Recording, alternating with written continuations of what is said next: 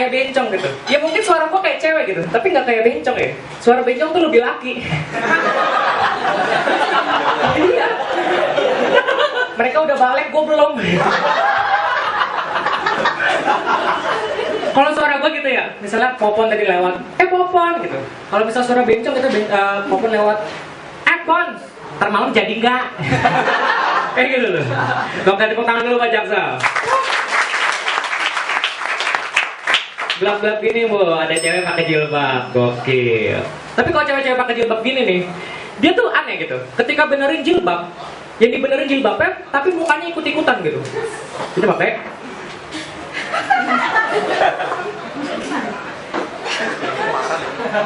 Atasnya didiop-diop gitu. Di sininya jarum pentul. Dari belakang temennya lewat kan. Dina, iya, jarum pentulnya ketelan. Gue ini apa ya, seneng banget nonton film gitu. Dan kalau di film luar negeri itu pasti ada adegan French kiss, ada adegan ciumannya. Iya, jadi gini, ciuman selalu ada ciuman. Ini gue takut ya, ini kan sampai gigitan bibir, saking hotnya gigitnya kekencengan, jadinya putus. Terus ceweknya nangis kan,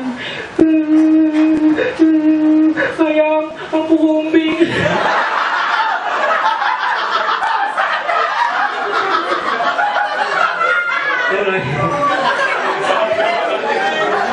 Itu kan film dulu.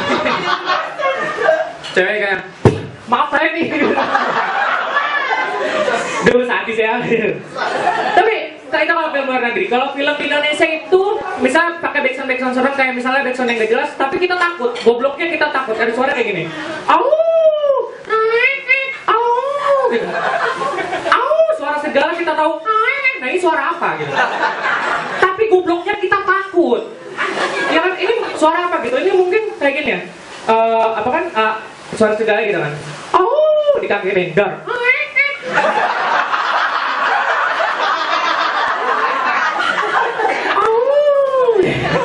Segala kayak gitu goblok. Ini suara apa gitu? Ini gue takutnya ke depannya itu menjadi suatu ungkapan yang menakutkan. Lu jangan main malam-malam lu. Nanti ada kayak gitu. Terus kalau misalnya di Indonesia juga adegannya klise-klise. Misalnya gini, ada cewek nolongin ceweknya bilang terima kasih ke cowoknya. Terima kasih ya Mas Bram.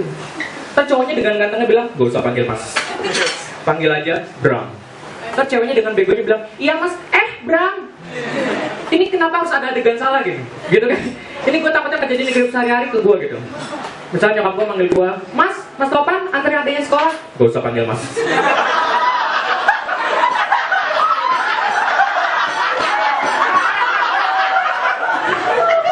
Panggil aja Bram. Mama gue bego, iya Mas, Bram. Mama gue. Tapi gitu ya mama gue. Mama gue ini punya penyakit jantung dan dia sering banget bolak-balik ke rumah sakit. Jadi ketika dia udah masuk rumah sakit, gue jadi udah biasa aja gitu. Halo Mas, kamu di mana? Mama nih masuk rumah sakit. Oh masuk rumah sakit mah. Ya udah, gue tutup teleponnya. Gitu. Udah biasa aja gitu. Ini saking biasanya ya masuk rumah sakit. Masuk rumah sakit gitu ya. Mama gue masuk rumah sakit, masuk UGD, dibawa ke ruang perawatan. Sebelum masuk ruang perawatan itu ada nurse station. Jadi tempat di mana banyak suster. Pas mau masuk ditahan dulu, tos-tosan. Yoi. Tos-tosan masuk ya. Bu kemana aja? Udah jarang kesini. Iya nih baru sakit lagi. Ngomong gak lu? Dan saking biasanya gitu ya, dia gak perlu ditungguin. Dia hanya perlu dibawain baju ganti. Gue pernah bawain baju ganti, pas masuk, mama gue kemana ini? Waktu gue cari, katanya lagi di pojokan lagi ngerokok sama satpam.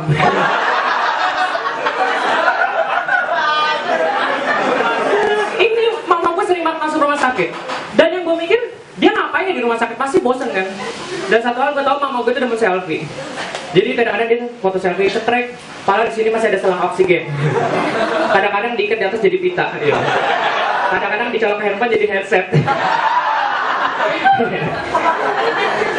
Itu mama gue. Dan papa gue punya penyakit gagal ginjal. Bang Jay sakit apa?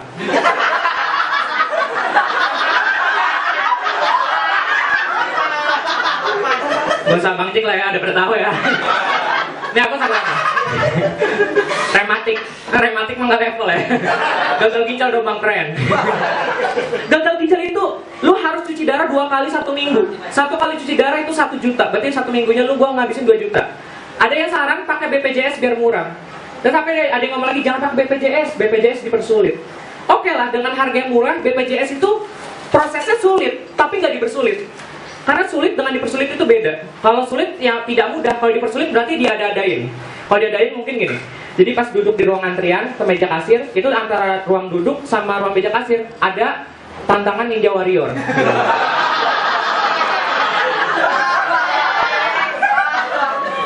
Kita lihat peserta selanjutnya, Ahmad Yamaguchi akan melewati halang rintang. Gitu. Yamaguchi pernah menjadi satu-satunya peserta yang berhasil melewati jembatan Shiraton Mustaqim. Apakah ia akan berhasil kali ini? Mari kita saksikan. Gitu. Apa manasannya gitu ya? Antrian B371 di lokai 1. Ya, Yamaguchi mulai melewati rolling wall. Dengan mudahnya melewati jembatan Shiraton Mustaqim. Sepertinya dia banyak beramal. Ya. Dia hampir sampai ke meja kasir. Hampir sampai saya sayang sekali kartu BPJS lupa dibawa.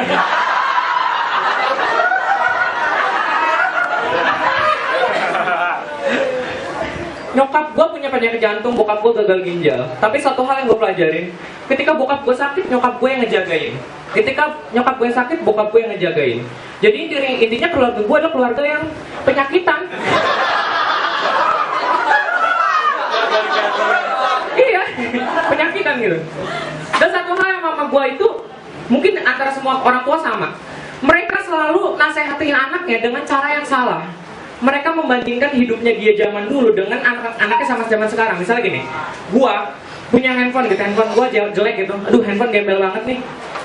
Kamu masih mending dulu zaman mama gak ada handphone. Ya iyalah zaman dulu. Anak kecil punya Tamagotchi aja udah disembah. Jangan. Terus gua ngeluh apa lagi? Pakai baju, aduh baju gue sedikit banget lagi. Kamu masih mending dulu zaman mama jarang beli baju. Ya iyalah zaman dulu susah. Jangankan beli baju, boneka Barbie aja masih pakai karung goni. Misalnya ada apa lagi makanan gitu. Ah makanan gini doang gak enak. Terus mamaku ngomong ngedeketin.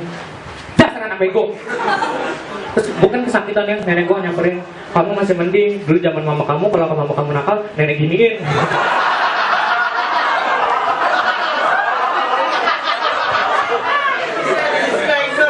Tapi gini, satu hal yang ingin mama gue untuk tidak jajan sembarangan. Gue dari kecil selalu ingat itu. Kenapa? Karena lu lihat aja di acara reportase investigasi, di situ lu lihat apa? Kayak bakso boraks berbahaya. Aneh kan tuh? Tapi anehnya di acara sini nih, dia ngasih tahu informasi tentang bakso boraks, tetapi malah ngasih tutorial pembuatan bakso boraks. Ini gue takutnya malah jadi acara masak-memasak. Tapi tetap makanan berbahaya gitu. Ini saking niatnya sampai nyewa chef profesional. Ini mungkin jadinya kayak gini nih. Sabar ya. Ayo bang. Bang. Ya pemirsa, hari ini kita akan memasak bakso berbahaya. Tapi pemirsa tidak usah khawatir, karena semua bahan yang akan digunakan aman.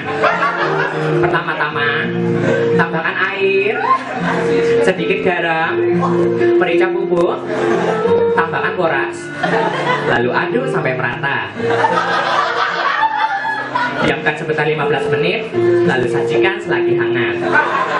Gimana pemirsa, mudahan membuatnya? Pemirsa bisa berkreasi di rumah dengan menambah sedikit irisan garam, atau dengan menambah dengan sedikit potongan surat-surat pendek.